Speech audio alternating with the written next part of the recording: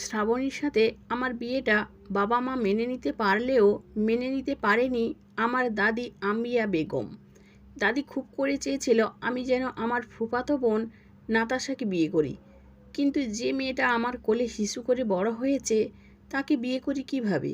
বিয়ের পর থেকেই দেখছি দাদি শ্রাবণীকে একদম সহ্য করতে পারে না। শ্রাবণীর প্রতিটা কাজে দাদি কোনো না কোনো ভুল খুঁজে বের করে। দাদির এমন ব্যবহার শ্রাবণী আগে মেনে নিতে পারলেও এখন আর পারে না।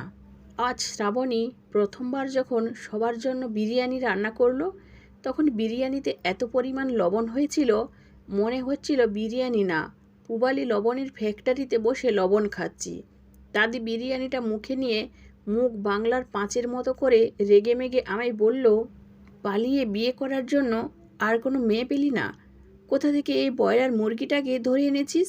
শুধু চামড়াটাই সুন্দর, না আছে চেহারার ঢং, না আছে ভেতরের কোনো গুণ। আমার নাতনি নাতাশা দেখতে যেমন সুন্দর ছিল, তেমনি সব রকম রান্নাও পারত। তুই ওরে বিয়ে না করে কোথা থেকে এই রক্ত শূন্যতায় ভুগছে রোগীটাকে ধরে আনলি? আমি দাদির কথার কোনো উত্তর না দিয়ে শ্রাবণীর দিকে তাকিয়ে দেখি ও হাতে কাঁটা চামচ নিয়ে রাগে কাঁপছে। একে তো মাত্রাতিরিক্ত সুন্দর, তার উপর রাগের জন্য নাকে আর কপালে মুক্তার দানার মতো বিন্দু বিন্দু ঘামের কণা জমেছে।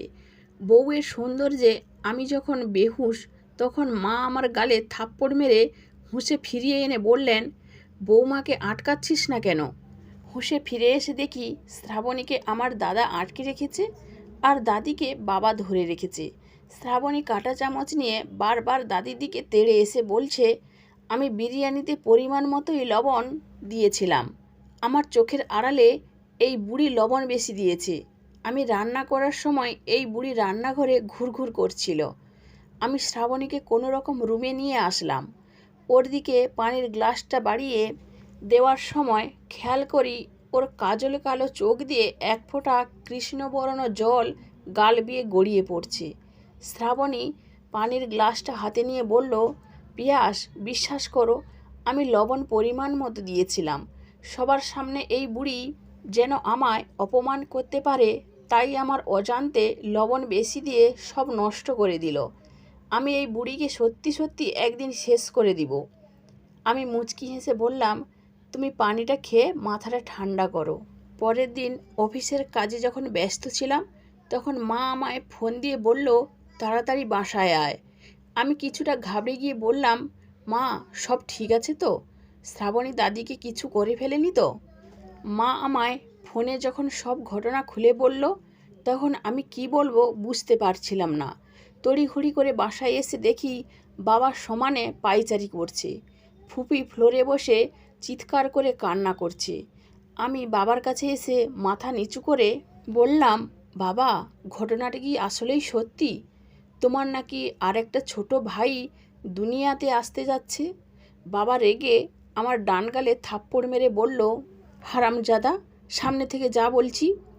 একটু দূরে চুপচাপ বসে থাকা দাদার কাছে গিয়ে বললাম, এই বয়সে দাদা কিভাবে কি? দাদা বোকার মতো আমার দিকে তাকিয়ে বলল, আমি নিজেও বুঝতে পারছি না কিভাবে কি হয়ে গেল।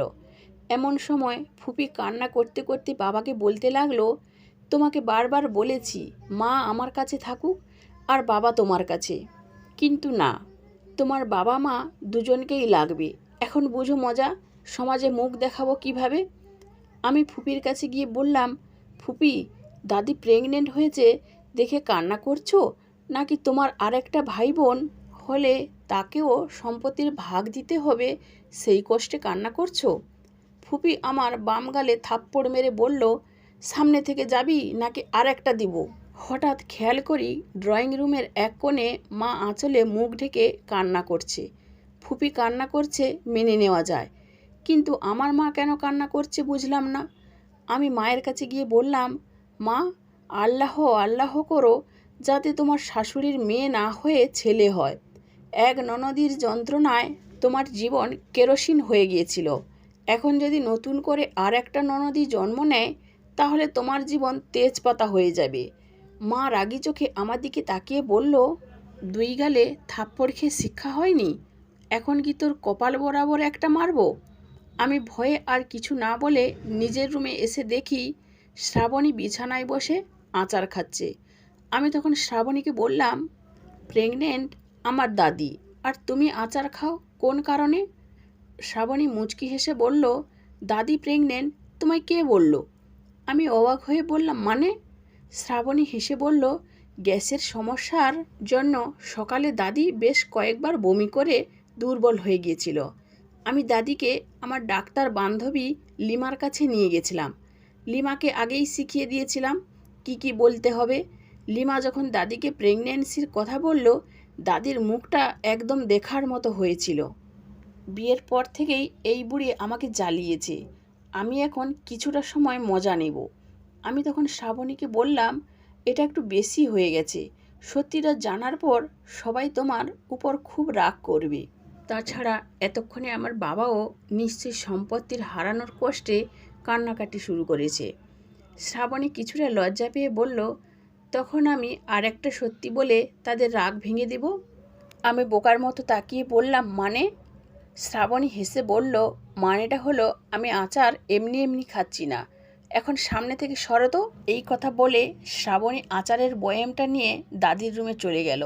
হঠাৎ খেয়াল করি ড্রেসিং টেবিলের উপর প্রেগনেন্সির কিটটা যখন হাতে নিই তখন মনের অজান্তেই চোখের কোণে এক ফোঁটা জল জমেছে। প্রথমবার বাবা হব কথাটা শুনে হয়তো সব ছেলেদের চোখের কোণে এক ফোঁটা জল জমে। চুপিসারে দাদির রুমে এসে দেখি শ্রাবণী দাদিকে বলছে, দাদি আচার খাবে? এই সময় নাকি গর্ভবতী মহিলাদের খুব আচার খেতে ইচ্ছে করে। চিন্তা করো না, আজ থেকে তোমার সব কাজ আমি করব। তুমি কোনো ভারী কাজ করতে যেও না। গর্ভবতী মহিলাদের ভারী কাজ করতে নেই। আমি পর্দার আড়াল থেকে শ্রাবণীর দুষ্টুমি কথাগুলো শুনছি আর হাসছি, কিন্তু বুঝতে পারছি না আমার চোখ দিয়ে সমানে পানি কেন বের হচ্ছে। পাগলিটা মা হবার তীব্র যন্ত্রণাটা সহ্য করতে পারবে তো?